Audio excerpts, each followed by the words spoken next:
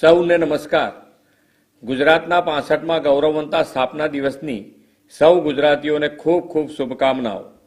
મહાત્મા ગાંધીજી, સરદાર વલ્લભભાઈ પટેલ, શ્યામજી કૃષ્ણ વર્મા, રવિશંકર મહારાજ, ઇન્દુ ચાચા, વિશ્વ નેતા અને યશસ્વી વડાપ્રધાન શ્રી નરેન્દ્રભાઈ મોદી જેવા લોકસેવકની પુણ્યભૂમિ એટલે ગુજરાત.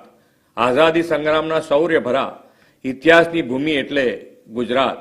1960માં અલગ રાજ્ય તરીકે અસ્તિત્વમાં આવેલા ગુજરાતની યશગાથા અને સમૃદ્ધ વારસામાં દરેક ગુજરાતીઓનું યોગદાન છે. નામી અનામી જેણે જેણે ગુજરાતના ઘડતરમાં યોગદાન આપ્યું છે તે સૌના સ્મરણનો અવસર આ ગુજરાત ગૌરવ દિવસ છે. ગુજરાત આજે વિકાસની એવી ઊંચાઈ પર છે કે વિશ્વ આખું ગુજરાત તરફ આકર્ષાયું છે. ડગલું ભર્યું કે ના હટવુંની કવિ નર્મદની પંક્તિઓ ચરિતાર્થ કરીને ગુજરાતે વિકાસ માર્ગ મક્કમતાથી ડગ માંડ્યા છે. આ વર્ષનો ગુજરાત ગૌરવ દિવસ આપણા માટે પથદર્શક છે. એક દાયકા પછી 2035માં ગુજરાતની સ્થાપનાનો હીરક મહોત્સવ આપણે ઉજવવા છીએ. 2025થી 2035ના આ આખા દાયકાને ઉત્કર્ષ ગુજરાત હીરક મહોત્સવ તરીકે ઉજવવાનો રોડમેપ આપણે તૈયાર કર્યો છે.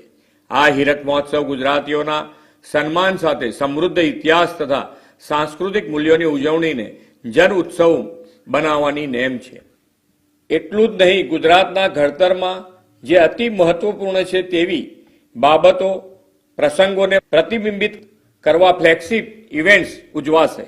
આપણા રાજ્યનો ભવ્ય ઇતિહાસ પુનર્જીવિત કરવા ગુજરાત ગૌરવ ગાથા અન્વયે વિવિધ કાર્યક્રમો પણ આ સમગ્ર દાયકા દરમિયાન કરવાના છીએ. ગુજરાતની સ્થાપનાના હીરક જયંતિ મહોત્સવ ઉપરાંત વિકસિત ભારત 2047 માટે વિકસિત ગુજરાતનો સંકલ્પ સિદ્ધ કરવાની દિશામાં પણ આપણે આગળ વધવું છે.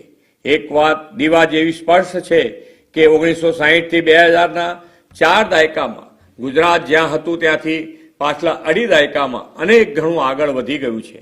આ વિકાસના પાયામાં 2001થી ગુજરાતને મળેલી શ્રી નરેન્દ્રભાઈ મોદીની વિઝનરી લીડરશીપ, વડાપ્રધાન શ્રી મોદી સાહેબના દિશા દર્શનમાં દેશના અમૃત કાળમાં હવે વિકસિત ભારત માટે વિકસિત ગુજરાતનો આપણો નિર્ધાર છે.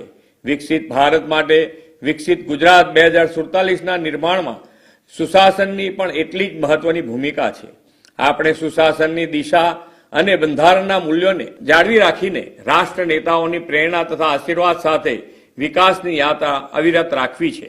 ડોક્ટર બાબા સાહેબ આંબેડકરે ઘડેલા સંવિધાનના 75 વર્ષની ગરિમામય ઉજવણી, સરદાર સાહેબની 150મી જન્મ જયંતિ અને ભગવાન બિરસા મુંડાની 150મી જન્મ જયંતિ, ગુડ ગવર્નન્સના પ્રણેતા સ્વર્ગસ્થ અટલ બિહારી વાજપેયીજીનું જન્મ શતાબ્દી વર્ષ, આ બધી જ ઉજવણીઓથી રાષ્ટ્રહિત પ્રથમનો ભાવ જન જનમાં જગાવવો છે. 2047માં દેશની આઝાદીની શતાબ્દી ઉજવીએ ત્યાં સુધીના 25 વર્ષના કાલખંડને વડાપ્રધાન શ્રી મોદી સાહેબે અમૃતકાળ સાથે કર્તવ્ય કાળ પણ કહ્યો છે. આ કર્તવ્ય કાળમાં વિકસિત ભારત 2047માં ગુજરાત અને ગુજરાતીઓ પોતાનું સંપૂર્ણ યોગદાન આપવા સજ્જ છે. આજે જ્યોતિર્ગ્રામ યોજનાથી 24 કલાક સતત 3 ફેઝ વીજળી રાજ્યના અંતરિયાળ વિસ્તારના ગામો સુધી મળી છે. વીજળી ઉત્પાદનની ક્ષમતા 8750 મેગાવોટથી વધીને લગભગ 53,000 મેગાવોટ થઈ છે. ગુજરાત દેશનું એકમાત્ર રાજ્ય છે જ્યાં ગેસ ગ્રીડ, વોટર ગ્રીડ અને ઇલેક્ટ્રિસિટી ગ્રીડનું નિર્માણ થયું છે. વીજળી, પાણી સાથોસાથ આરોગ્ય સેવાઓ, શિક્ષણ અને અન્ય સામાજિક સેવાઓમાં અમૂલ પરિવર્તન આવ્યું છે. સમ્યક અને સર્વેસર્ષી વિકાસ કેવો હોય તેનું ઉત્તમ ઉદાહરણ ગુજરાતે આદરણીય શ્રી મોદી સાહેબના માર્ગદર્શનમાં પૂરું પાડ્યું છે. ગરીબ, અન્નદાતા, ખેડૂત, યુવા શક્તિ અને મહિલા એમ જ્ઞાન શક્તિ આધારિત વિકાસનો ધ્યેય સાકાર કરવાની દિશા લીધી છે.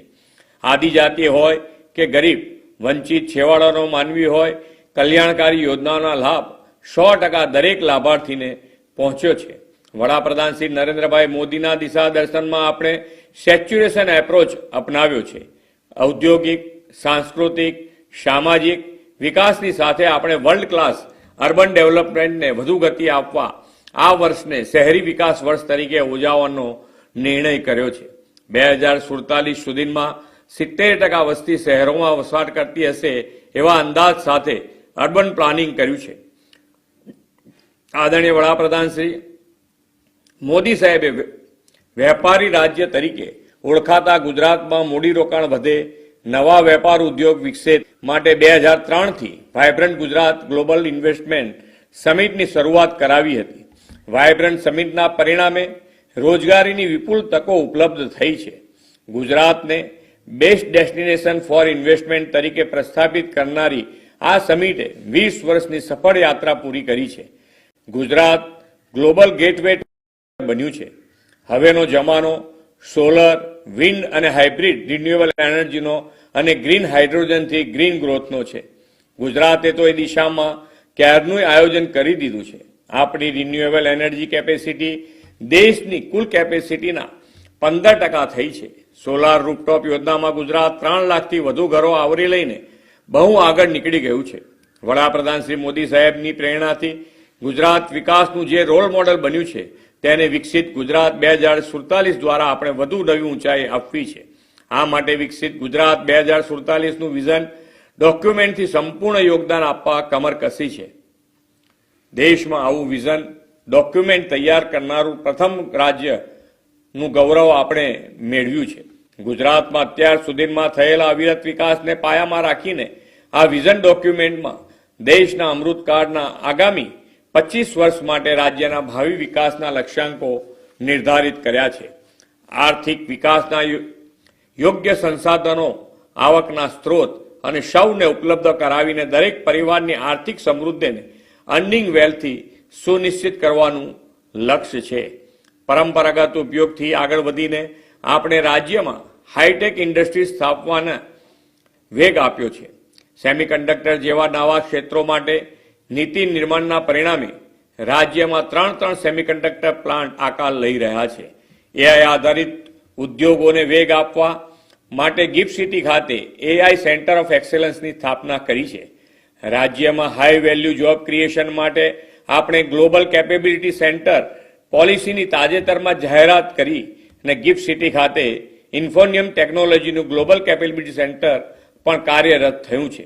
રાજ્યના સર્વગ્રાહી વિકાસમાં ઇન્ફ્રાસ્ટ્રક્ચર ડેવલપમેન્ટની પણ એટલી જ મહત્વની ભૂમિકા છે. નીતિ આયોગની મદદથી સુરત અને તેની આસપાસના વિસ્તારના સ્ટ્રેટેજિક ડેવલપમેન્ટ માટે Surat economic region development plan તૈયાર કર્યો છે. ઉત્તર ગુજરાત, સૌરાષ્ટ્ર, મધ્ય ગુજરાતના અન્ય વિસ્તારોના સર્વાંગી વિકાસ માટે પણ આવા માસ્ટર પ્લાન બનાવવાનું આપણું આયોજન છે. વિકાસની તકો વધારવાની સાથે સાથે લોકોનું જીવન ધોરણ સરળ બને તે માટે આપણે લિવિંગ વેલ પર ફોકસ કરીને આયોજકબદ્ધ રીતે આગળ વધી રહ્યા છીએ. અર્નિંગ વેલ અને લિવિંગ વેલની વિભાવના સાથે સસ્ટેનેબલ ડેવલપમેન્ટ માટે પર્યાવરણ અનુકૂળ વિકાસનું આપણું લક્ષ્ય છે. વડાપ્રધાન શ્રી મોદી સાહેબે પર્યાવરણની જાળવણીથી ગ્લોબલ વોર્મિંગના પડકારોના સામનો કરવાની દેશવાસીઓને પ્રેરણા આપી છે. ગુજરાતે એનો પ્રતિસાદ આપતા વરસાદી પાણીના સંગ્રહ અને સંચય માટે કેચ ધ રેઇનની રાજ્યવ્યાપી ઝુંબેશ શરૂ કરી છે.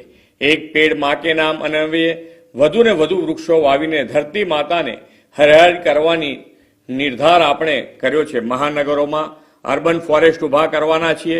આપણા અમદાવાદે તો 70 લાખથી વધુ વૃક્ષો વાવીને એ દિશામાં આગવું ઉદાહરણ પૂરું પાડ્યું છે. આદરણીય શ્રી મોદી સાહેબે મન કી બાતમાં તેની જે પ્રશંસા કરી છે તેનાથી આપણો ઉત્સાહ બેવડાયો છે. સ્વચ્છતા સાથે સ્વાસ્થ્ય અને તંદુરસ્તી માટે આપણે મેદસ્વીતા મુક્ત ગુજરાતનો સંકલ્પ કર્યો છે. આપણું અને ધરતી માતાનું બંનેનું સ્વાસ્થ્ય સારું રાખવા પ્રાકૃતિક ખેતી માટે વધુને વધુ ખેડૂતોને પ્રેરિત કરવા છે. વડાપ્રધાન શ્રી નરેન્દ્રભાઈ મોદીએ શરૂ કરાવેલા આવા સામાજિક જાગૃતિના અભિયાનને વેગવંતા બનાવીને દરેક નાગરિક માટે લિવિંગ વેલનું વધુ સંગીન કરવા છે.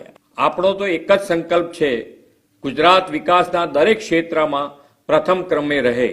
આજે ગુજરાત ગૌરવ દિવસે વડાપ્રધાન શ્રી નરેન્દ્રભાઈ મોદી સાહેબના માર્ગદર્શનમાં વિકસિત ભારત 2047 માટે ગુજરાતના વિકાસને સમર્પિત થવાનો સાથે મળીને સંકલ્પ કરીએ. ફરી એકવાર સૌને ગુજરાત ગૌરવ દિવસની અનેક શુભેચ્છાઓ. ભારત માતા કી જય. વંદે માતરમ. જય જય ગરવી ગુજરાત.